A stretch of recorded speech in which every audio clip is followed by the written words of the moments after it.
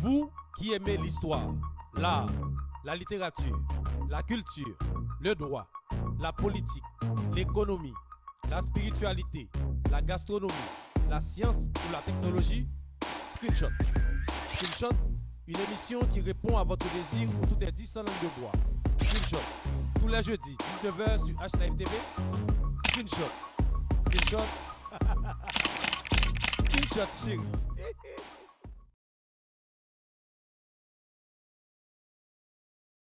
Nous sommes à la 24e sortie de l'émission Screenshot.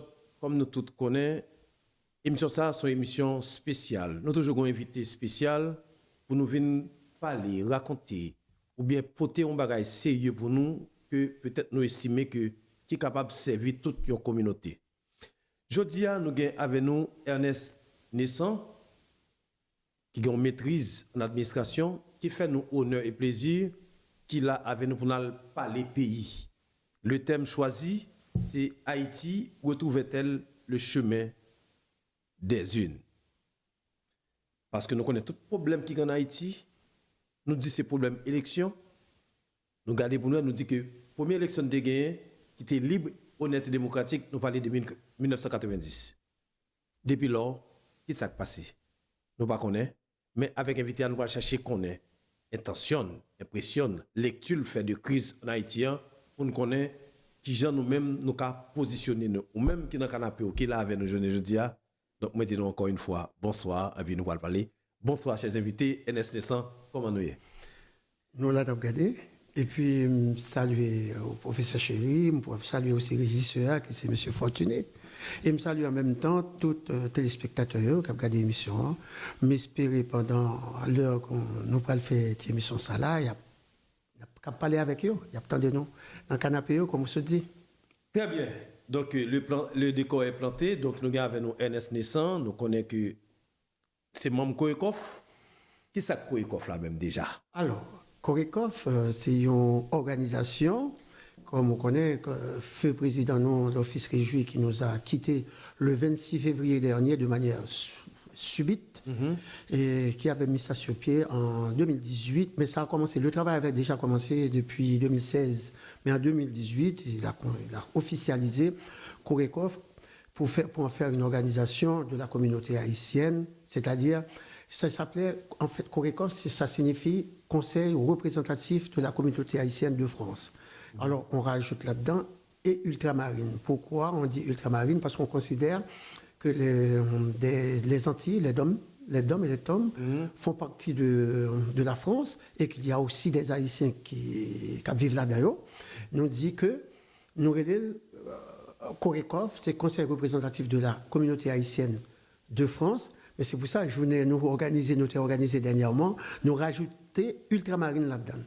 Ok. C'est ça, voilà. D'accord. Là, nous connaissons, on parlait de l'office, donc un grand homme dans la communauté qui partit subitement le 26 février. Donc, nous avons quelques bagages nous prévoir, non? Oui, mais ce n'est pas quelque chose de grandiose, on va éviter la population, tout ça. Mais le Korekov en soi, on ne saurait rester inactif le 26 février sans penser à l'office. Effectivement, là, on est en train de travailler sur un projet pour essayer de voir comment on pourra aller directement sur sa tombe, lui rendre un hommage. Ça reste interne à Korekov. Mais en revanche, et pour parler de l'office, parce qu'il y a d'autres activités qu'on va mener, qu'il avait l'habitude de mener lui-même, par exemple, à Massy. C'est pour le L'Arche. L'Arche, oui, parce que l'Arche, c'est une grande organisation, c'est la sœur du Korekov. Puisqu'à un certain moment donné, il était simultanément président de l'Arche et président du Korekov. Et là, comme il avait l'habitude de célébrer cette ouverture tous les 7 avril, et cette année, comme l'année dernière, le Korekov va se joindre à l'Arche pour faire en sorte que ce soit une journée extraordinaire. Voilà. Très bien. Bon, voilà, donc voilà, c'était un petit parti nous fait, parce que nous ne pouvons pas oublier Nexa, qui c'est l'office qui faut pas qu'il y ait de bagarre dans la communauté. Mais malheureusement, nous ne pouvons pas jouer l'office dans le moment que nous avons joué là. Mais nous connaissons des gens qui jouent, mais moi, je ne sais pas, mais c'était un ami. On connaît un gars, c'est un ami. C'est une dire comme ça. Donc voilà, le thème choisi aujourd'hui, c'est comment Haïti retrouve-t-elle le chemin des unes? Est-ce que ça vous parle?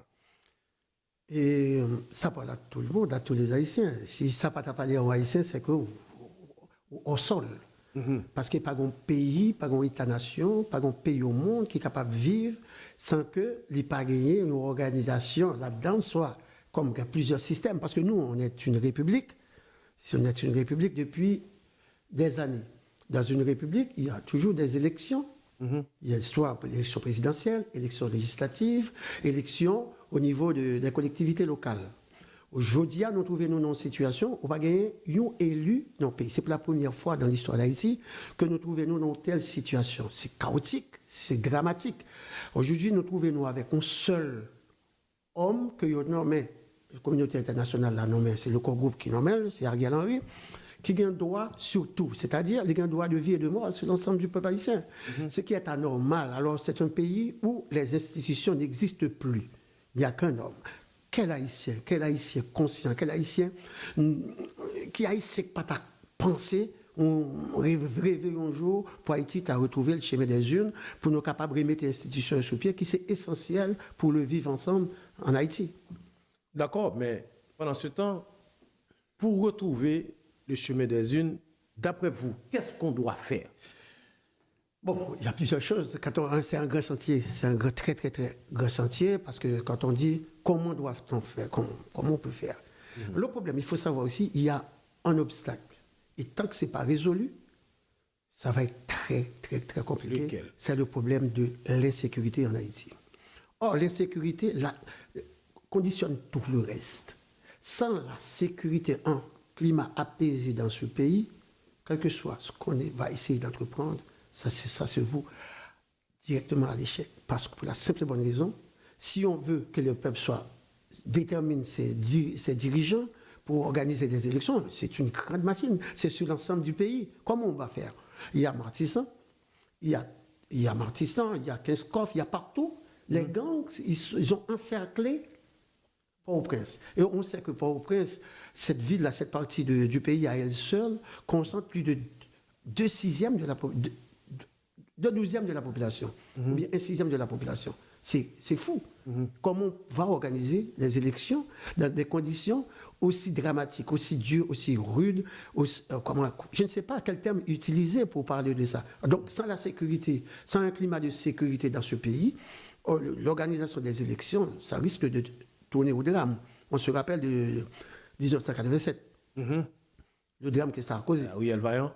Pas que Riel Vaillant. Riel Vaillant, c'est plus connu. Riel Vaillant, il y avait beaucoup de morts. Voilà, mais dans tout le pays, on en parle très peu. Il y avait beaucoup d'autres assassinats.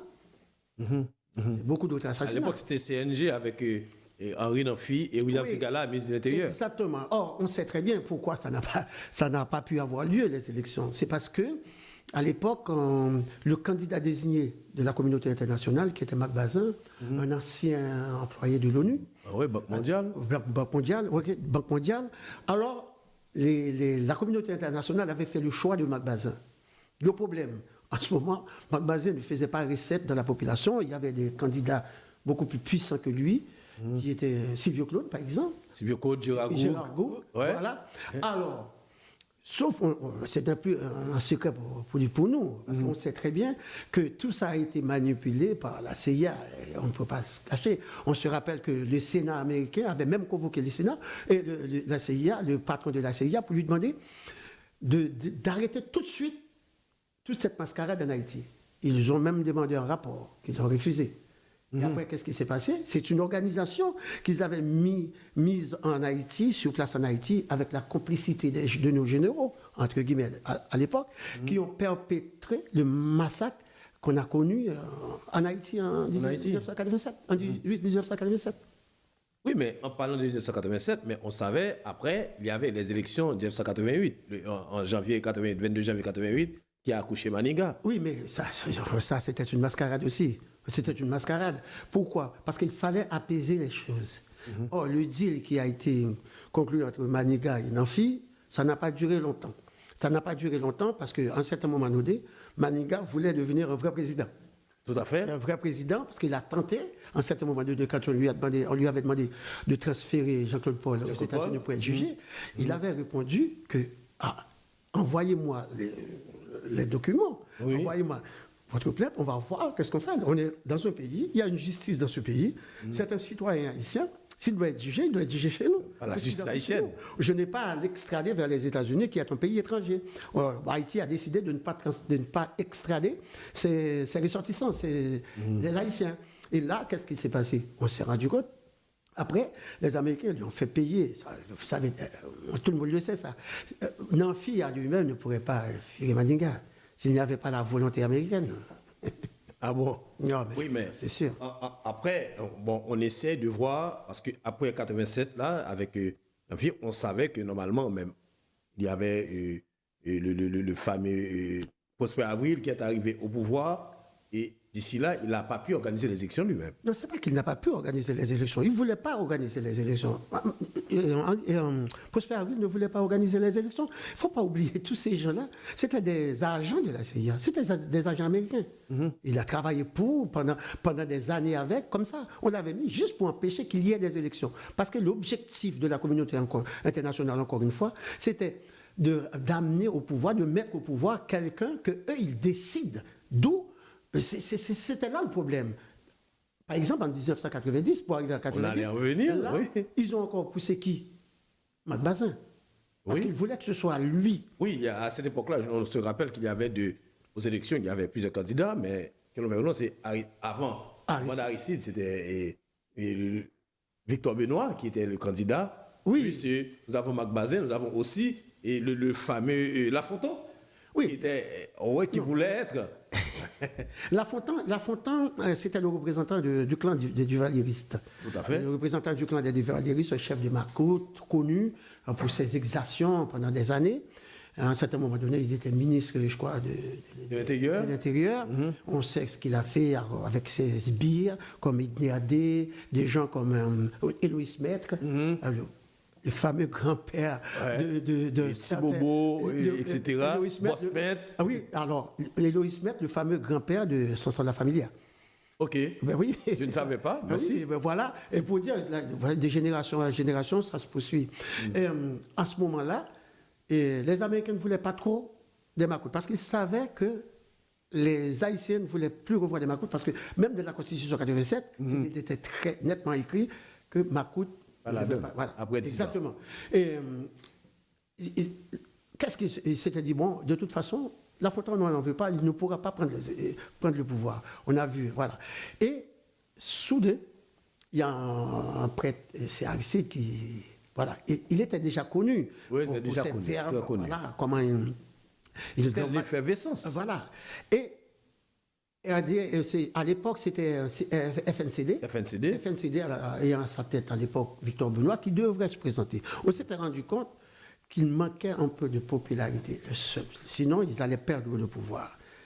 Il n'y avait qu'un seul homme qui pouvait faire battre Mac Bazin de manière non seulement régulière, pour que les Américains ne soient pas capables d'arriver, trouver un petit trou, puis ils étaient capables de magouiller l'élection comme ils viennent faire à la suite. Eh bien, ils mettaient Aristide au pouvoir. Aristide au pouvoir avec un raz-de-marée. Ils ont obligé d'arrêter de compter le bulletin. Bon, c'est bon, il a gagné, il n'a pas qu'à faire rien. Ils ont quitté ça, il devient président. Pas oublier, le jour où il a été élu, il y a un certain bruit chargé, parce que là, le fait que lui était dit, après ça, il va le faire, il était sorti aux phrases, mais en pile, chaille pas l'eau. Et à l'époque, l'ambassadeur américain de l'époque lui a répondu, et après balle tamboulou. Mais en pile Chaïpalou, après balle tamboulou. Alors, ils ont mis effectivement qu'il y a un soldat Magou. C'est le seul président au monde qui a été. Qu'on a essayé de faire un pré-coup d'État. Je ne sais pas, avec un tatouillot, la faute à faire. C'est un pré-coup d'État. Tout à fait, le 7 janvier 91, exactement. Avant l'investiture du président, qui dit dans un mois, exactement. 7 février. Donc, on a tenté. On a fait. C'est comme quand tu vas à la laverie, tu fais un pré-lavage. Après, tu fais le lavage. C'est ce qui s'est passé. Bon, on a connu tout ça. Bon, c'est de l'histoire. Et puis après, on a su ce qui s'est passé après avec Cédras, que la CIA, ils se sont mis ensemble pour renverser Aristide. Parce qu'ils le mettent ensemble pour renverser Aristide. Il faut savoir, au moment du coup d'État d'Aristide, la CIA se trouvait dans le bureau de Cédras. Là, vous faites référence entre 29 et 30 septembre 1991. Cédras, lui, on lui a dit, ok, tu vas faire. C'est pas en réalité, c'est pas que je défends Cédras, pas du tout, loin de là, parce qu'il était complice aussi. Mais c'est la CIA qui a fait le coup d'État. Cédras qui était trop petit pour faire un coup d'État, pareil. Trop petit. Oui, mais à cette époque-là, on a comment dire, on a dépêché, on a préféré d'utiliser l'autre colonel, en parlant le colonel de la police, là, Michel. Oui, Michel François. Michel François. Oui, c'est quelqu'un que je C'est lui qui était le boucher de ce coup d'État-là. Alors, ce monsieur-là, je le connaissais, j'étais jeune, j'étais au lycée Fumain. Lui aussi, il était au lycée Fumain, mais il avait quelques années de plus que moi, voilà. Okay. Moi, je le connaissais comme ça, et c'est quelqu'un qui, comment dirais-je, c'est toujours comme ça, toujours froid, toujours, voilà. Mais quand j'ai vu que c'était lui, j'ai dit, ah bon, tiens, lui aussi, c'est des gens qu'on a utilisés. Comment il a fini sa vie, comment? Il a fini sa vie au Honduras. Il est mort dans l'anonymat le plus complet, dans l'anonymat. Et ses enfants ont été en prison pour des deals de drogue, des machins comme ça. Oui, c'est fini, c'est mal fini pour eux. C'est mal fini. Ben, c'est comme ça. Mais après, le retour d'Aristide, il y a eu, voilà, les Américains, ils ont fait leur magouille. Bon, on a mis Préval au pouvoir. Préval a pris le pouvoir. Préval a fait. C'est vrai, sur Aristide aussi, il y avait un contrat qui a été signé entre les Aristide. Je dis Aristide, c'est Claudette Ouellet, je crois, qui a été signé ça à Paris. Le fait de donner. Oui, l'accord de Paris, là. Les accords de Paris, ça a fait effondrer quand même l'économie haïtienne. Je me le dis pourquoi? Parce qu'on a perdu notre autonomie en matière de, par exemple, la culture de riz, des machins comme ça, et la privatisation de nos entreprises, des entreprises d'État. Je ne dis pas qu'il ne fallait pas le faire, mais il fallait le faire de manière... Ça, c'était la condition conditions pour permettre le retour à l'ordre démocratique. Mais en même temps, on doit se poser la question, s'ils ne l'avaient pas accepté, est-ce que les militaires n'allaient pas rester au pouvoir? Ouais. Ils l'avaient accepté. Bon. Et en plus, Clinton a profité de ça aussi. Aristide l'avait fait, mais en connaissance de cause, à mon avis, en connaissance de cause. C'est pour ça, à chaque fois que je parle de cette histoire, je dis aussi... Aristide a une part de responsabilité, parce que s'il ne l'avait pas accepté, peut-être on ne serait pas là. Mais en même temps, il faut se poser la question aussi, parce que... Pendant ces 3 ans-là, il y avait pas mal de morts. Oui, il y avait plus de 3000 morts. Le peuple était mobilisé. Oui, mais il y a eu plus de 3000 morts. Bon, là, il faut qu'on revienne là-dessus, parce que les Haïtiens, ils semblent oublier. C'est là qu'on a créé ce qu'on appelle FRAP, avec Toto Constant. Tout à fait. Et ces gens-là, ils ont massacré pas mal de gens, et même l'ONU... Je t'ai voyé à bombarder Cité Soleil, bombarder ce matin, il y avait plus de 300-500 morts. Or, c'était tellement dur au point que le Brésilien là, qui était à la tête de la mission à ce moment-là, à la tête de cette histoire, et quand on lui a ordonné... Certaines Fous, général. Je ne me rappelle plus son nom. On dit qu'il s'était suicidé, mais donc on l'a fusillé en fait quelque part. Oui, parce qu'un jour il a dit, il faut aller quand même bombarder Cité Soleil. Il a dit, ça va être dur. Si Malé a pris plus pour mourir encore. Effectivement, il fait une déclaration à la radio qu'il n'aurait pas dû faire. Il a dit, je sais, ça va faire plus de victimes qu'avant, mais il faut que nous imposons notre autorité. Il ne fallait pas le dire parce que l'ONU a toujours nié qu'il y avait des bombardements. Et lui, dans une phrase, il a déclaré non seulement qu'il y a eu beaucoup de morts, il y a eu un bombardement, mais il y a eu beaucoup de morts. Cette fois-ci, si nous allons encore, on a fait plus de morts. Or, mais c'est disparu. Et puis après, nous venons gagner, élection, voilà, Préval. Ensuite, Aristide, mais il faut savoir, je retourne en 2004. Aristide, en 2001, Aristide retourne au pouvoir. Après, on connaît tout le problème littéraire avec la France, les États-Unis. Nous ne allons pas rentrer dans tout le détail. Nous avons un petit documentaire qui est viral, sur les réseaux sociaux, qui expliquait tout ça. Je ne vais pas rentrer dans le détail. Je vais pas référer mon à regarder le pillage d'un peuple avec la photo. C'est un documentaire canadien qui explique tout ça. Après, la torture. Les Américains ont décidé de mettre la torture. La torture, qui était la torture? La torture n'était pas... En plus, c'était en violation complète de la Constitution. En violation complète. La torture n'avait rien, ni qualité, ni rien du tout pour être Premier ministre à ce moment-là. Et pourtant, il y avait un Parlement existant, puisque la Constitution prévoit comment, en absence d'un président, ce qu'il fallait faire. Mais ils ont accepté. Ils ont accepté de le faire. C'est la complicité. C'est pour ça que je dis la situation d'Haïti, aujourd'hui, telle qu'elle est.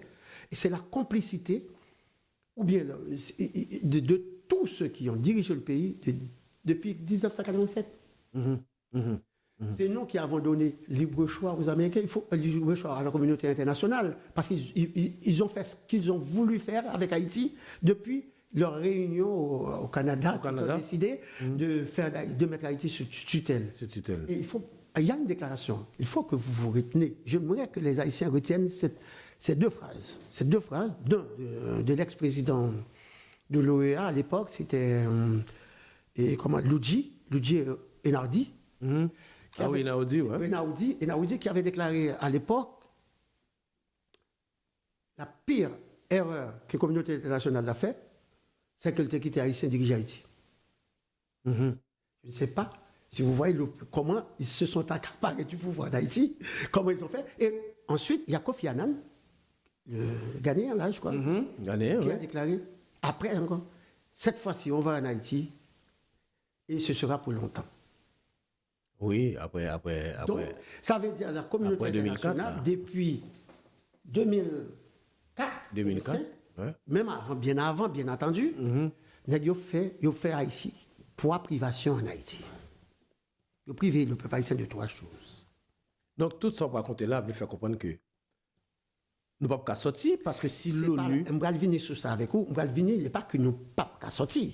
Si, nous ne pouvons pas sortir. Mais à moins qu'il y ait vraiment une volonté, je parle dans un premier temps, des Haïtiens de montrer aux Américains, à la communauté internationale, que nous, on est capable de faire quelque chose.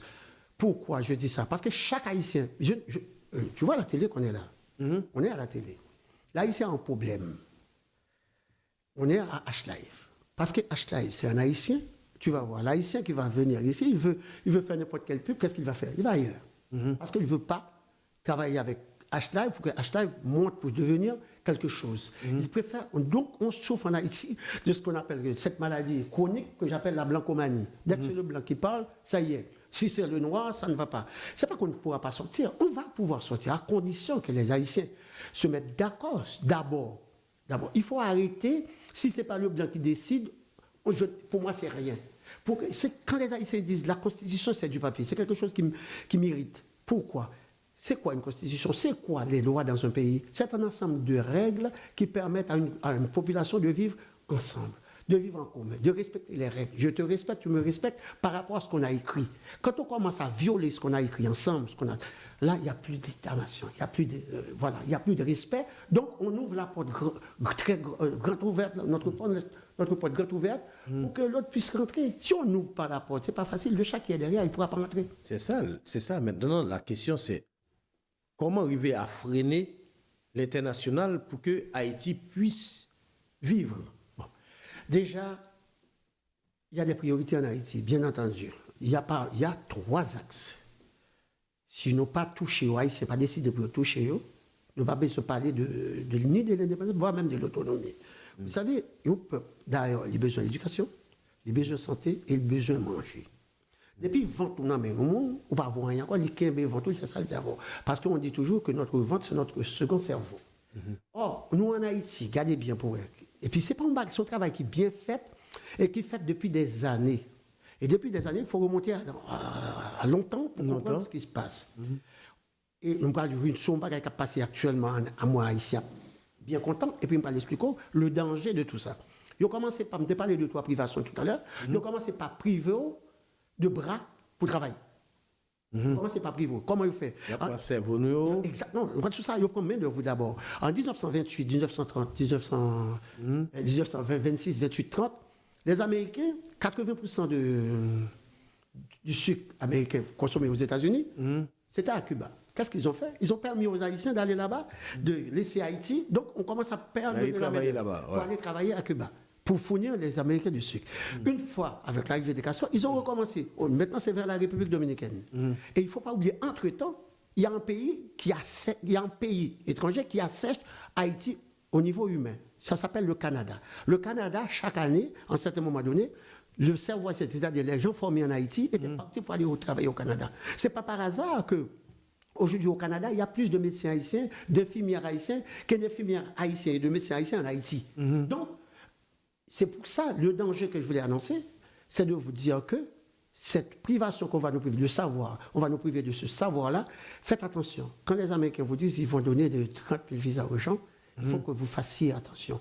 Ils vont faire le tri, ils vont prendre les gens formés pour aller faire de la plonge chez eux. Les gens formés chez nous pour aller faire de la plonge chez eux. C'est ça. Donc, Haïti, il y a vidé Haïti, il y a vidé substance. C'est une matière première liée pour nous. C'est une plus grosse matière première dans le pays. C'est le cerveau. On peut avoir des mines de machins s'il n'y a pas de cerveau pour permettre l'exploitation de ces mines, pour permettre aux gens de pouvoir vivre mieux et de rester dans leur pays. Eh bien, je t'assure, monsieur mon professeur, on va directement dans le trou. Directement dans le trou. D'accord. Là, on va revenir à une question qui est tellement importante, même pour les téléspectateurs. C'est-à-dire que le thème, c'est Haïti retrouve-t-elle le chemin des unes, mais si nous regardons, qui est-ce qui parle à l'élection? C'est parti politique pour qui organise? Est-ce que parti politique organisé ou bien prêt pour aller dans l'élection si vous décrétez l'élection jeudi ou demain, d'après vous-même? Oui, mais faudrait-il que les conditions pour faire des élections soient réunies? Un parti politique qui aujourd'hui m'explique qu'il va participer aux élections, je lui demande à quelle élection? Pour participer aux élections, il faut pouvoir faire campagne. Comment vous allez demander? Donc, vous allez demander à Vite l'homme, à Tilapli, à, je ne sais pas, à ISO, ou c'est eux qui vont être les chefs de campagne. Comment on va faire? J'aimerais qu'on m'explique. Comment on va faire? C'est pour ça, tout à l'heure, j'avais mis en préambule, tout ce qu'on va faire, c'est conditionné par la sécurité. Tant qu'il n'y a pas de sécurité, ça va être encore une sorte de farce, comme en 2010. Après la catastrophe de Port-au-Prince, on a connu la catastrophe du tremblement de terre. Tu peux remarquer bien que chaque fois qu'il y a des catastrophes comme ça, des histoires comme ça, les amis, les communautés internationales poussent pour organiser des élections. Comme ça, c'est plus facile pour eux d'époser leur choix. Or, dans la situation que Haïti se trouve actuellement, parler des élections, c'est de la folie. Et c'est de la foutaise aussi. On ne peut pas parler des élections, d'organiser des élections, tant qu'il n'y ait pas un climat de sécurité qui règne dans ce pays. Sinon, comment on va faire campagne? Et le problème avec ces candidats-là, avec ces partis politiques, c'est que tous, ils ont toujours un petit blanc. Le petit blanc qui va décider du sort d'Haïti. Je ne sais pas si les gens se rappellent de la déclaration de monsieur, comment il s'appelle là, qui a été en Haïti, le représentant américain qui a été en Haïti, qui a dit... Il espérait un jour, il a quitté ces peuples-là qui vous déterminent. Daniel Foot. Il l'a dit de manière, voilà, expliqué, c'est pour ça qu'il a démissionné. Il avait compris que depuis des années, c'est eux qui nous donnent des présidents, qui nomment des présidents pour nous. Regardez le cas de Michel Martelly en 2010.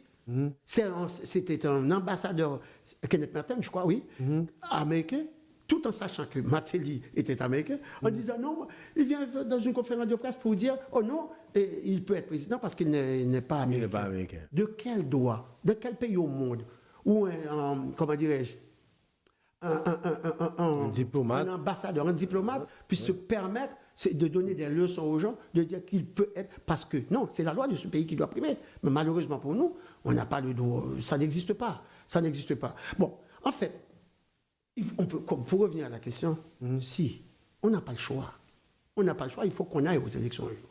Mais ça demande aussi que les Haïtiens fassent quelque chose pour qu'il y ait des élections. Il faut qu'ils se soulèvent.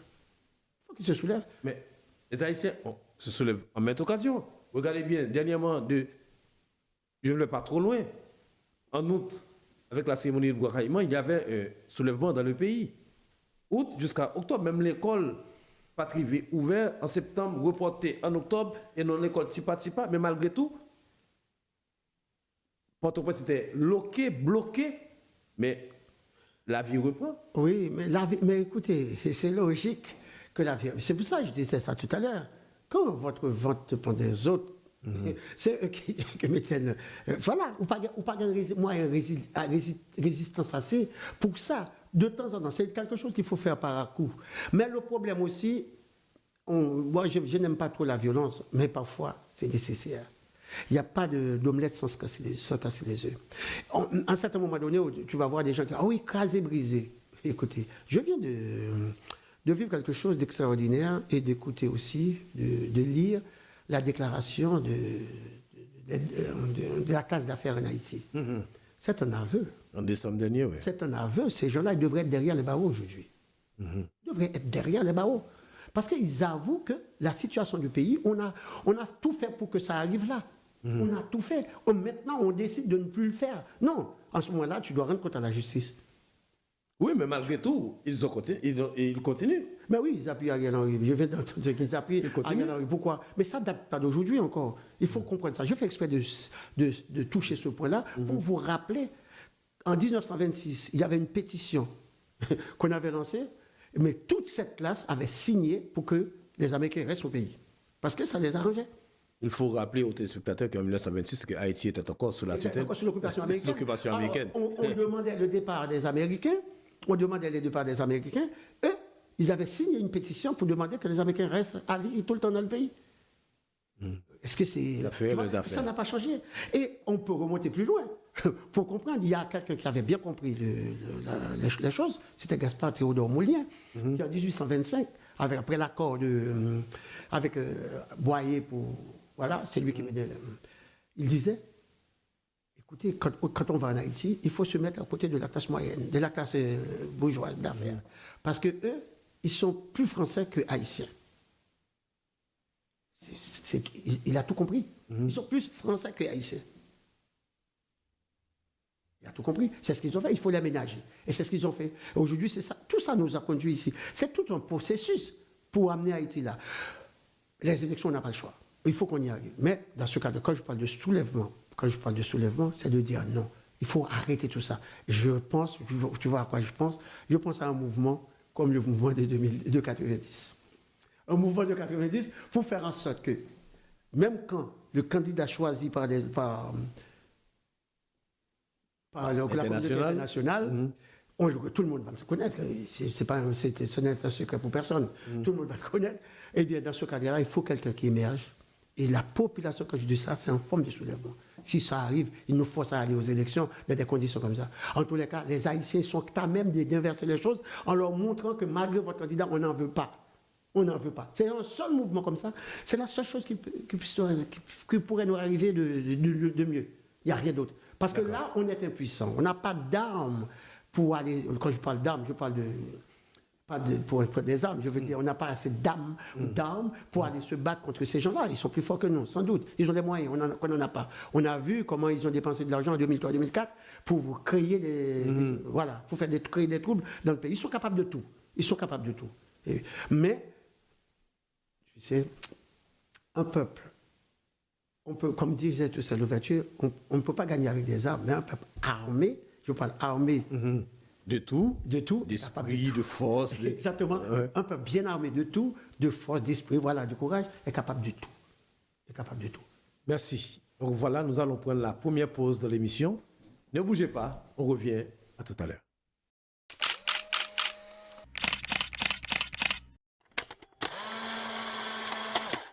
Vous qui aimez l'histoire, l'art, la littérature, la culture, le droit, la politique, l'économie, la spiritualité, la gastronomie, la science ou la technologie, Screenshot.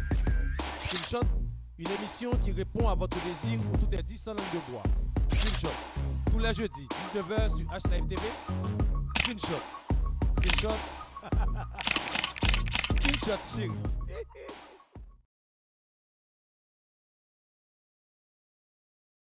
Voilà, mesdames, messieurs, on est de retour pour la suite de l'émission, 24e sortie de l'émission Screenshot avec nous aujourd'hui. Et Ernest Naissant, membre Corecof, et puis on a qui fait maîtrise dans la question d'administration. Et puis il y a l'autre bagarre encore, M. Feb, on ne va pas mettre tout là parce que la télévision ne va pas prendre tout. Non, mais quand même que M. fait nous plaisir que l'accepte de venir sous plateau avec nous aujourd'hui dans l'émission Screenshot pour nous parler sous question élection dans le pays d'Haïti. Qui le voit l'élection et si oui, comment? Donc, qui ça coupe ça là? Mais là, encore, nous allons questionner M. Ernest Naissant pour nous dire que la Constitution de 1987 a été amendée sous dernière élection prévalente. Alors que nous connaissons Matéli Vini pour publier l'élection, ça faut publier les deux partis qui disent créole et français. Je ne dis pas, ou même, est-ce que élection ça, d'après ça, nous dit, si nous voulons faire élection dans le pays, est-ce que Constitution ça, d'après ou même, ou senti que est conforme pour un président gouverner? Oui, le problème de la Constitution, c'est comment dirais-je, son serpent qui revient tout le temps, c'est comme un serpent de berre. En Haïti, je le dis à maintes reprises, il n'y a pas de problème de Constitution. Il y a un problème d'homme. OK. La Constitution n'est pas appelée à être adaptée aux hommes. C'est aux hommes de s'adapter à la Constitution. OK. Il faut respecter ce qui est écrit, c'est de ça que je parle. Chaque fois qu'ils arrivent, ils veulent faire, eux, en fonction d'eux. C'est pas logique. Une Constitution, on peut l'amender à n'importe quel moment. Il n'y a pas de problème. Il n'y a pas de... Quelque chose, rien n'est gravé dans le marbre, on peut toujours amender une Constitution. Il n'y a pas de souci. Mais en Haïti, ce n'est pas un problème de Constitution. La Constitution prévoit beaucoup de choses. Beaucoup de choses qui n'ont jamais été mises en place. Et d'ailleurs, je ne crois pas que ceux qui ont été au pouvoir, ne serait-ce que 5%, à la hauteur de 5%, respectaient la Constitution. Et si on avait respecté la Constitution à la lettre, je peux vous dire que c'est la plus belle Constitution qu'on ait en Amérique, qu'on ait même presque dans le monde. La Constitution est bien faite, ce n'est pas un problème de Constitution. On peut toujours amender. Il y a par exemple le cas où on a donné plein de pouvoirs au Parlement dans certains domaines. Il faut revoir tout ça. Moi, je comprends ça. Ça, je n'ai rien contre l'amendement. Le problème d'Haïti, ce n'est pas un problème constitutionnel. Au contraire, je pense que la constitution haïtienne est beaucoup plus adaptée en France qu'en Haïti. Si on parle de l'adaptation, pourquoi ? Parce que tout ce qui est écrit dans la constitution haïtienne, c'est presque... On les retrouve un peu aussi dans la constitution française. Mais sauf en France, il y a une chose. Les gens respectent les règles. Ils respectent la loi. En Haïti, on ne les respecte pas. Et à chaque fois... Regardez, il y a 2 modifications constitutionnelles qui m'intéressent précisément. C'est la constitution de 1918. Je ne sais pas si tu te rappelles de cette constitution. Oui, tout à fait. Oui. Et cette constitution vient après qu'en 1889, Athénor Firmin avait fait comprendre à M. Guérardi, à l'époque, Benkov Guérardi, que Haïti, la constitution haïtienne refuse que les Blancs viennent s'installer en Haïti, on ne peut pas. Parce qu'ils voulaient s'installer, mettre leur base qu'ils ont en Guantanamo, en Haute-Saint-Nicolas. Guérardi leur a dit non, et pas Guérardi voulait le faire, le général Guérardi. Mais quand Athénor Firmin lui a fait comprendre, ça ne se fera pas parce que la Constitution l'interdit. Qu'est-ce qu'ils ont fait ? Ils ont tout fait pour qu'Athénor Firmin n'arrive au pouvoir. S'exiler. Et après ils ont exilé. Parce qu'il était candidat face à Noor Alexis. Oui, tout à fait, face à Noor Alexis. On a choisi qui ? Noor Alexis. Noor Alexis. Athénor Firmin, qu'est-ce qu'on a fait ? Athénor Firmin. On l'a exilé. On l'a exilé. Non, Alexis qui a voulu bouger pour faire le procès de consolidation, les 3 condamnés étaient devenus présidents. Tout à fait. Les trois mafieux. Ils étaient devenus présidents. Et en 1914, les Américains sont arrivés, on connaît l'histoire de la dette française qu'on avait transférée à la banque américaine, ils sont arrivés, ils nous ont volé notre réserve d'or. Et ils ne l'ont jamais rendu. Ça, c'était du vol. Et ça, le jour où on commence à poser le problème, je pense que les Américains vont tuer tous les Haïtiens parce que c'est du vol. C'était un vol, c'est pas ni un prêt, ni une dette qu'on a remboursée, c'était un vol. En 1914 qu'ils ont fait. Ça, je le dis, moi je peux le dire, je le dis. Voilà. Et ensuite, en 1918, qu'est-ce qu'ils ont fait ? Ils ont voulu changer la Constitution. Alors, il y a une similitude. Regardez bien, le projet de Constitution de Jovenel que Mme Lalime voulait l'imposer, et la Constitution de 1918. C'est exactement la même chose.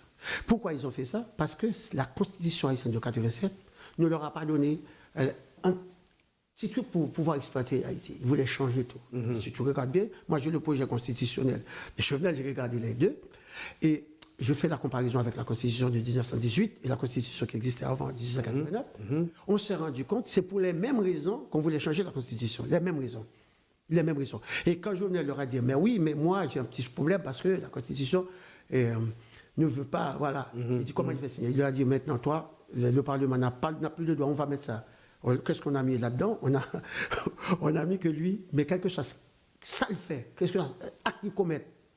Pas de monde qui a poursuivre pendant et même après la fin de son mandat. Ça l'a rassuré pour lui donner une certaine forme de Jovenel. C'est pas Jovenel qui a voulu changer la Constitution en réalité. On lui a imposé ça. Et lui, il voulait garder le pouvoir, comme tous les Haïtiens, dès qu'ils sont au pouvoir, ils perdent leur tête, ils perdent leurs moyens. Lui, il a perdu ses moyens aussi. À un certain moment donné, il commence à bouger, mais qu'est-ce qui s'est passé ? Il n'est plus là. Mais c'est pour te dire qu'à chaque fois que les Américains arrivent, ils trouvent qu'il y a un obstacle constitutionnel, ils essayent de changer. Or, la Constitution, le projet de Constitution qu'ils voulaient changer la dernière fois, c'était pas pour la première fois, ils l'ont fait déjà. C'était bis repetita, en fait. C'était bis repetita. Ils l'ont fait en 1918. Et il y a des sénateurs comme Desjoie qui avaient signé, tous ceux qui étaient avec lui regardent. C'est pour ça que des gens avaient des terres partout. Et parce que les Américains étaient devenus propriétaires. À leur départ d'Haïti, il y en a qui ont passé à leurs copains qui ont voté pour eux en ce moment-là. Voilà, c'était comme ça. Alors, Haïti, nous avons beaucoup de chemin à parcourir. La constitution haïtienne telle qu'elle, je ne dis pas qu'il n'y ait pas de modification, mais la constitution n'étant rien un obstacle. Peut-être il y a des millefeuilles qu'on pourrait toujours modifier pour des élections. Parce qu'il y a c'est vraiment une décentralisation totale. La constitution haïtienne, elle prévoit une décentralisation sociale totale. Sauf, il y a des lois, on aurait pu mettre un article demander la décentralisation sans rentrer dans les détails. Et les lois, les différentes lois pourraient s'adapter à la Constitution. Mais c'est pas, il y a des modifications, je ne dis pas, on peut toujours amender une Constitution. Mais de faire croire que la Constitution 87 est un obstacle en Haïti je dis non. L'obstacle, c'est les politiciens haïtiens. C'est eux l'obstacle. Très bien. Donc, M. Ernest Nessan, qui a maîtrise en administration, donc Mam Korekov, et là, qu'on y a en garde pour nous, toute qualité problème pays a penduré. Donc, là, nous parlons de constitution, nous parlons d'élection, mais je ne dis pas. Est-ce que, d'après même, si vous parlez d'insécurité, diaspora noire, ça nous est diaspora, donc même si on connaît étymologiquement ou bien d'après la hausse comment on définit diaspora, alors que nous-mêmes haïtiens, diaspora, nous avons l'autre signification, c'est tout haïtien nous qui sorti, qui vivent dehors, et comme ça nous relève la caille nous, pour ne pas dire que nous déformons, c'est pas ça les nous de diaspora. Non, mais il est pour nous dire expatriés nous tout, donc, parce que tout Français qui a vu dehors, l'expatrié, Canadien expatrié, États-Unis expatrié, mais nous-mêmes, nous diaspora. Pas de problème, ou bien, bon, ici, on est nous immigrants, alors que nous ne pouvons pas accepter ça. Bref, est-ce que, parce que, nous avons cherché, on doit 2 votes. Parce que, élection en Haïti, est-ce que le pataka élection pour les Haïtiens qui vivent en dehors pays? Si oui, comment ça date de fait? Oui, encore, il y a du non-dit. En fait, la Constitution de 87, amendé en 2011, prévoit le droit de vote pour les Haïtiens de l'extérieur. Sauf en Haïti, et les responsables haïtiens n'ont jamais mis les moyens pour permettre aux Haïtiens de l'extérieur de voter. Alors, c'est pas, le droit, on l'a déjà. Si vous allez dans l'article 15 de la Constitution 2011 amendée, tu vas retrouver le droit de vote pour les Haïtiens qui vivent à l'extérieur. Le problème, pour voter, il faut qu'il y ait des structures pour ça. Mais les sénateurs, les députés, tous ceux qui sont en Haïti, ils ne veulent pas en entendre parler. Pourquoi? Parce que nous, on ne va pas pouvoir nous donner 1000 gouttes pour aller voter.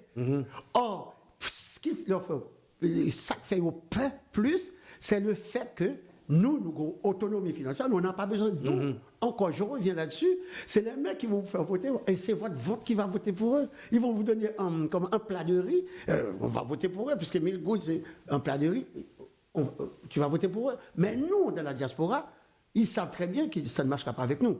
Ça ne pourra jamais marcher avec nous parce que nous, on va voter en fonction de notre conviction. Dans ce cas-là, je pense que vu nos élections ici, c'est un bagage qui va pas en faveur. Il ne va pas en faveur. Il ne va pas en faveur.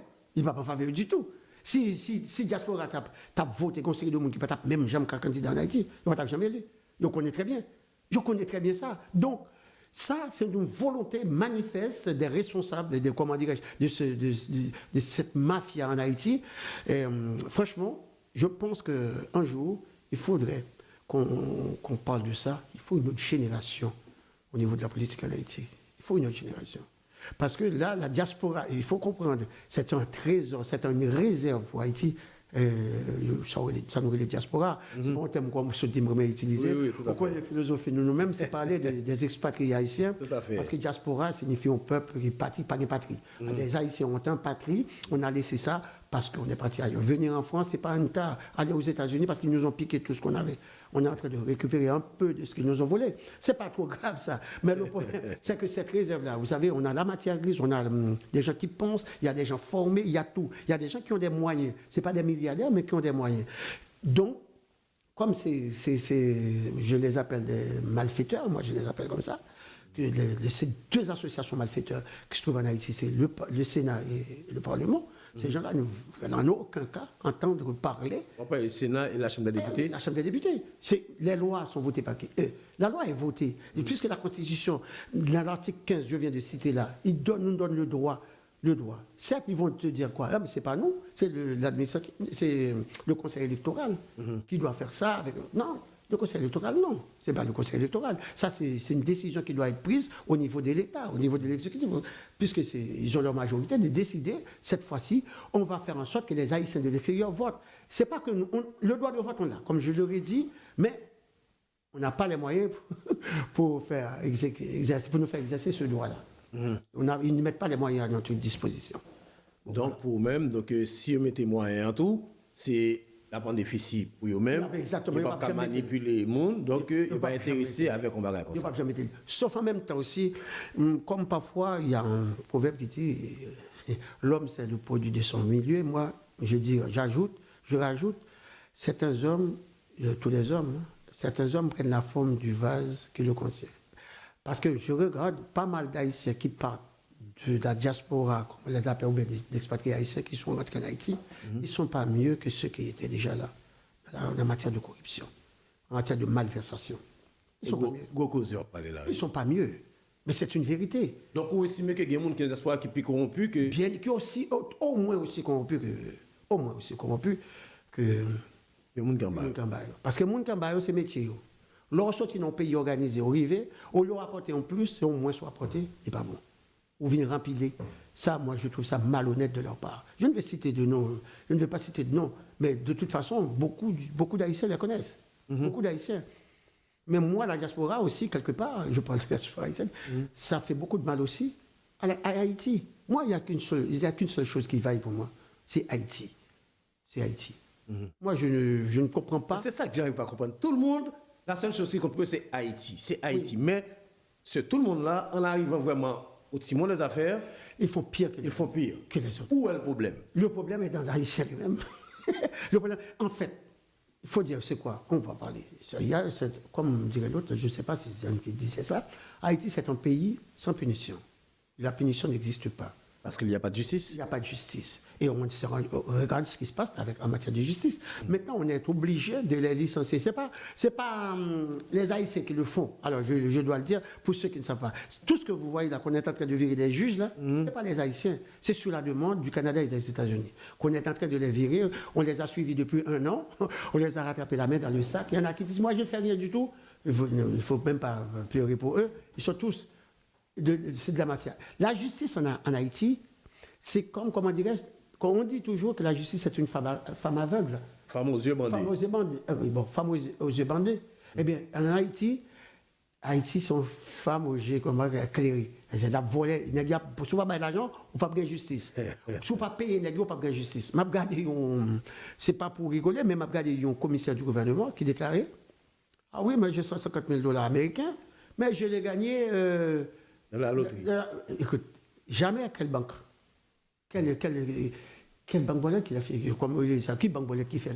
Ou on trace quand même, quelque part. Ou pas gagner l'argent liquide comme ça, puis l'argent en amont, ou pas construire qu'il n'y pas là, maison pas ci, mais c'est pas là. Et pour vous dire, c'est pourquoi? Parce que c'est un commissaire qui a marché, là, dealer de drogue, fait une série de bagages, et puis le jour, mais on t'a fait sur la demande. Oui, en combinaison, ça ne m'étonne pas. Mais ça ne m'étonne pas, c'est un ministre de la Justice qui t'a ordonné de libérer des Mexicains, voilà. C'est pas par hasard. Alors, ministre d'où lagon mexicain, vous êtes là, comme ça, s'il n'y a pas, on prend mon pour imbécile. Il n'y a pas matière. Il n'y a pas matière, on prend mon pour imbécile. Et puis tout ça.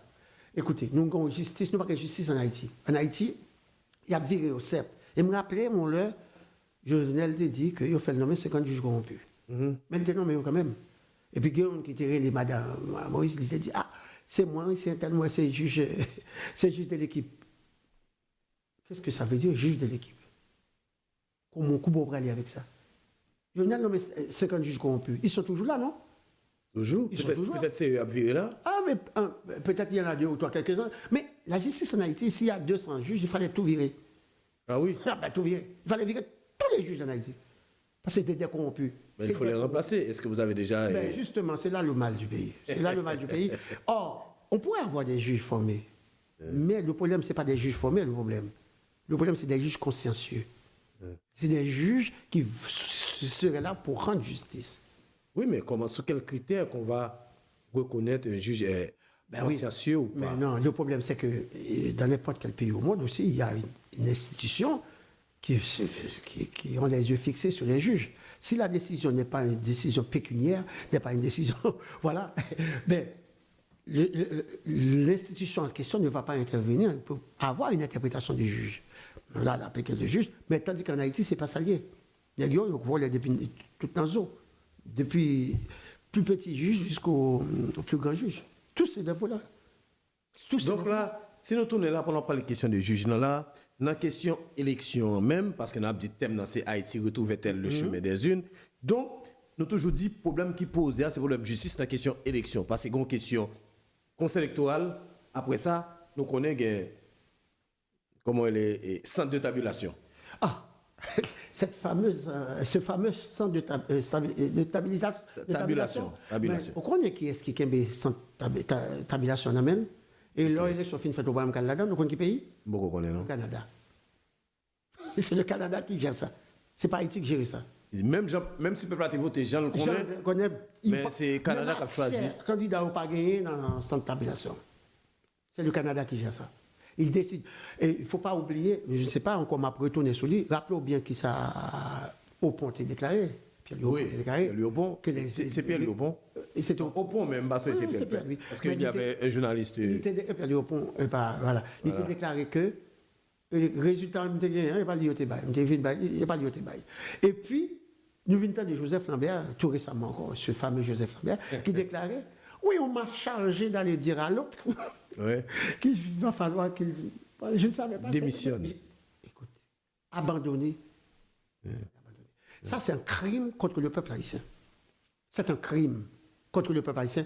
Le vol de la volonté populaire, c'est un crime. C'est un crime. Et c'est condamné. Voilà, puisque. Mais comment résoudre tout ça? On nous garde bien, on fait radiographie question ça. On dit. Conseil électoral déjà, comment le doit former? Qui est-ce qui doit la donner? Non, mais en fait, encore, c'est de la mafia. Parce que, on regarde bien, parce que constitution tracée. Comment pour faire recruter mon yo? En fait, c'est dans le secteur droit moun voyer, l'église catholique bail, l'université bail. Non, c'était pour la première, écoutez-moi bien. Normalement, tous les conseils électoraux qu'on a vus après de 87, c'était des conseils électoraux illégaux, anticonstitutionnels. Or, le premier conseil électoral qui est comme ça. C'est le seul conseil électoral provisoire. Après CNJ, qui est comme ça. Ce premier conseil électoral seulement qui était un conseil électoral. Donc c'est Aristide qui est monté comme ça. Non. Après l'élection, Aristide là? Non, même pas Aristide. Oui, bon, puisque. Oui, c'est Maniga, oui, tout à fait. Puisque Maniga était élu. C'est 87 constitution. Oui, 87, Maniga était venu élu avant Aristide, avant le coup d'État, 4 mois plus tard. En réalité, c'est doué un conseil électoral permanent. C'est-à-dire que c'est le conseil électoral permanent qui de faire élection à Aristide là? Oui. Parce que y a un conseil qui était fait pour Maniga. Mais sauf, il faut l'admettre que depuis 87 constitution a fait voter, il n'y a pas de jamais un moyen pour nous créer, pas de moyen, pas de vler, faire en sorte que vous êtes arrivé, gagner institution qui pour faire voilà, exister. Donc, il n'y a pas de jamais qui existe, vous faites tout. Ça veut dire le combat contre la constitution 87, il ne faut pas oublier, la Constitution a été votée contre contre l'avis de la communauté internationale. Parce qu'ils ne voulaient pas, le Conseil du gouvernement ne voulait pas de cette Constitution-là. Tout à fait. Parce que les Américains ne voulaient pas. Et ils ont tout fait pour que ça n'existe pas. Bon, en 90, encore un Conseil électoral provisoire. Coup d'État. Préval arrivé, Préval. Moi, si j'ai des reproches à faire, je le fais à Préval en particulier. Parce que de 87 à 94, le seul président qui a fait son mandat, il s'appelle René Préval. Préval avait la possibilité en ce moment-là de faire en sorte que les institutions qui devraient fournir des membres pour le conseil électoral définitif, permanent, étaient de fait. Parce que toute l'autre, à part premier conseil électoral, là, toute l'autre est illégale, tout anticonstitutionnel. Or, jusqu'au moment où on m'a parlé avec vous, on n'a pas jamais gagné aucun conseil électoral permanent. Jusqu'à ce que le format a changé maintenant. Parce que dans le temps, c'était 9 membres du Conseil. C'est les institutions. Non, c'est anticonstitutionnel, puisque la Constitution prévoit le nombre de membres. Tant qu'il n'y a pas un amendement constitutionnel, tu ne peux pas. Oui, mais c'était 9 membres quand même. Oui, il n'y a pas de droit de faire. C'est pour faire en fonction de la Constitution. Si vous modifiez, il faut qu'il y ait une modification constitutionnelle de ce cadre-là. Avec l'amendement. L'amendement, je ne sais pas si l'amendement l'a prévu, je n'ai pas lu ça, mais si l'amendement ne l'a pas modifié. L'amendement a modifié cette partie-là, c'est-à-dire que c'est l'exécutif, législatif et judiciaire qui a voué 3 mondes. Pour faire 9 Ah non, c'est-à-dire, ah non, c'est pas ça, c'est autre chose. Ça, là, c'est le Conseil, la Cour supérieure des comptes. Ça, oui, ça, je sais. Non, c'est pas Cour supérieure des comptes, mais je parle de conseil électoral. C'est changé. Donc, c'est justement, depuis ce matin, il changeait. Donc, mais Matéli n'a pas. Justement. Mais c'est l'amendement ça qui fait là, qui dit qu'on vient de dire que c'est 9 membres. 9 membres, c'est Parlement qui a voué 3 mondes, exécutif qui a voué 3 mondes, c'est les judiciaires qui a voué 3 mondes. D'accord, mais m'a posé une question, ça nous parle encore là-dedans. Encore une fois, c'est un crime contre le peuple haïtien. Matéli a fait 5 ans, il n'a pas organisé une élection, même un chat. Ouais. Jovenel a fait son temps, il n'a pas organisé l'élection, même un chat.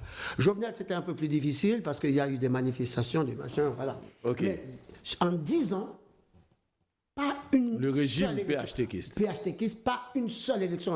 Même pour pas une seule élection. Je dis en 10 ans. Les gens, ils vont bondir. Je parle de 10 ans effectifs du PHTK parce que le temps provisoire de privé, c'est là qu'on a organisé les élections.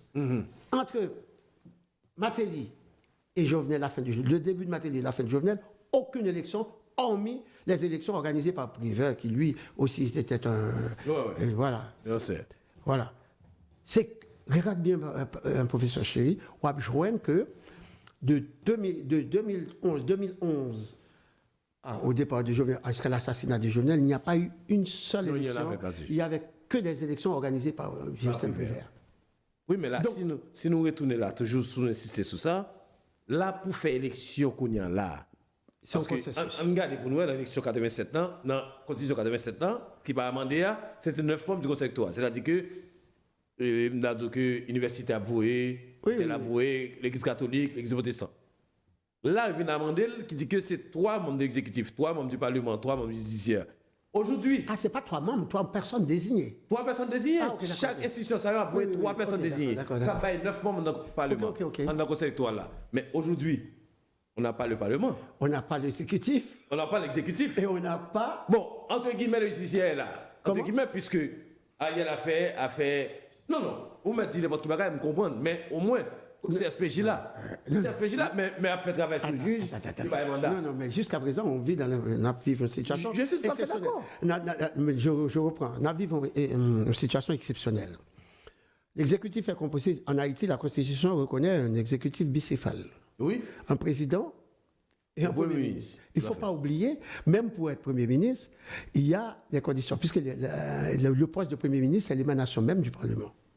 On est tout à fait d'accord. Puisque c'est l'émanation du Parlement. Donc, en Haïti, disons, on vit une situation exceptionnelle, comme je le disais tout à l'heure, où l'on a un roi qui est tout puissant, il est seul au pouvoir. Ouais. C'est Ariel Henry. C'est-à-dire, il est tout. Et puisque la communauté nationale en fait un tout. Et on en fait un tout. Ce que je veux dire par là, on vit dans une situation exceptionnelle. Or, il faut qu'on aille aux élections. Situation exceptionnelle. Mais exceptionnel. On peut toujours trouver un consensus sur ce plan-là pour dire, pour organiser les élections, voilà ce qu'on va faire. Or, c'est de dire, en fait, on va faire en sorte que les élections, une fois avoir lieu, immédiatement après, on aura le Parlement qui sera mis en place, nos institutions, puisqu'en Haïti, on a un problème institutionnel. Il n'y a pas d'institution en Haïti, ça n'existe plus. C'est l'effondrement total. Maintenant, qu'est-ce qu'on va faire? En ce moment-là, on se dit, exceptionnellement, on prend une mesure, mais cette mesure doit être une mesure ad hoc pour permettre à Haïti de retrouver le chemin des unes. Dans ce cadre-là, on le fait, mais dans un consensus où, malheureusement, ce devrait être le cas, consensus haïtiano-haïtien. Le problème, c'est malheureusement, ce ne sera pas le cas. Ce ne sera pas le cas parce que les Haïtiens eux-mêmes, ils ne comprennent rien puisqu'ils ne veulent pas trouver une entente. Parce qu'on a vu avec l'histoire des accords par-ci, des accords par-là, qui ne sont pas des accords. Moi, je les appelle des accords. On est en Haïti, là où vous prenez un accord, vous prenez un bluff. Il n'y a pas de... En réalité, en Haïti, il n'y a pas d'autre solution que de trouver un consensus pour faire en sorte qu'on organise des élections. C'est comme si on partait à zéro. Pour organiser des élections en Haïti. Une fois les élections organisées, il faut mettre immédiatement le conseil électoral permanent avec une forme qui va leur permettre de ne pas dépendre. Oui, mais là, sous l'égide de quelle constitution? Non, c'est ce que je veux. Mais c'est la constitution existante. Il n'y a qu'une seule constitution existante. Oui, en Haïti. on sait. Sauf on sort de la constitution, on peut y rentrer. On peut y rentrer. Puisque si je dis ça, je dis qu'il faut trouver une mesure exceptionnelle, une situation exceptionnelle, mesure exceptionnelle, il faut exceptionnellement qu'on prenne avant de retourner sur le chemin de la démocratie, sur le chemin constitutionnel. Mais il y a une constitution existante. Je n'ai pas dit le contraire. En plus, même la constitution prévoit des amendements. Tu vois, la constitution 87, il prévoit comment on peut l'amender. Oui. Et il est même dit que si vous l'amendez, le gouvernement... Celui qui l'a commandé, ouais. Ne peut pas le juger. Non, il ne peut pas... Voilà. Justement, la Constitution prévoit tout. C'est pour ça que je parlais de la Constitution. Les gens n'ont pas compris. Ils prévoient tout, même tous les cheminements. Sauf, maintenant, on est sorti avec des dérapages de ce que je viens d'expliquer. Il n'y a pas eu d'élection, il n'y a rien eu. On a connu ces dérapages. Aujourd'hui, il faut retrouver les chemins du droit. Et pour retrouver les chemins du droit, ça demande quoi? Ça demande des sacrifices, c'est-à-dire un consensus. Moi, je peux ne pas être d'accord avec M. X, M. Y, ça peut être mon ennemi, mais il est haïtien comme moi. Rien ne me donne le droit de dire, bon, voilà, toi, tu n'es pas haïtien. Non, ce n'est pas ça le problème. Le problème, il y a Haïti, avant tout. Il y a à mettre en place des institutions. Donc, il faut un consensus. C'est la seule chose. Trouver un moyen pour faire en sorte qu'on retrouve le chemin de la démocratie.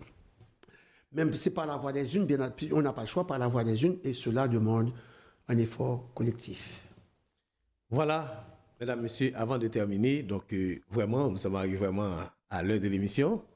Et nous toujours prends plaisir pour me poser des questions. Ça a tout invité me gagner pour me dire que si on bagaille ou tu voulais parler, ou tu es préparé pour parler, peut-être ne pas poser des questions là-dedans, et qui sont à pas ajouter, Il y a plein de choses à rajouter, hein. Il y a plein de choses. Même mais c'est pas pour dire un rajout son rêve. Son rêve, d'armer Haïti, retrouver vraiment son autodétermination, que le peuple puisse décider de son avenir, de son futur. Pour cela, ça demande aussi à ce qu'on commence à couper avec des habitudes. Voilà, il faut pas qu'on soit dépendant des autres tout le temps. Je ne dis pas qu'aucun pays ne peut vivre seul dans l'autarcie. Il faut toujours des amis. Mais il faut qu'une prise de conscience chez nos frères, chez les Haïtiens, y compris chez moi, pour se dire Haïti, c'est à nous. Hein. Voilà, Haïti, c'est notre cher Haïti, c'est notre pays. Même si je ne suis pas d'accord avec lui, mais je ne suis pas plus haïtien que lui.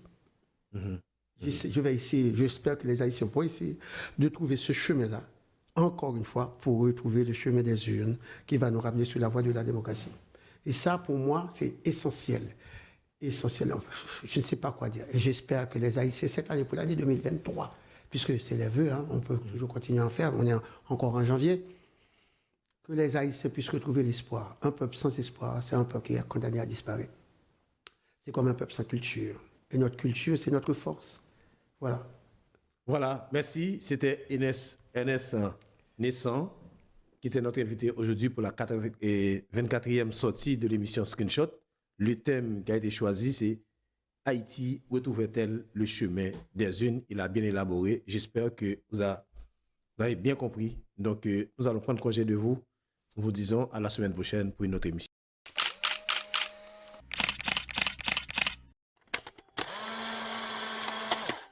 Vous qui aimez l'histoire, l'art, la littérature, la culture, le droit, la politique, l'économie, la spiritualité, la gastronomie, la science ou la technologie, Screenshot. Screenshot, une émission qui répond à votre désir où tout est dit sans langue de bois. Screenshot, tous les jeudis, 19h sur HLive TV. Screenshot. Screenshot. Screenshot, chérie.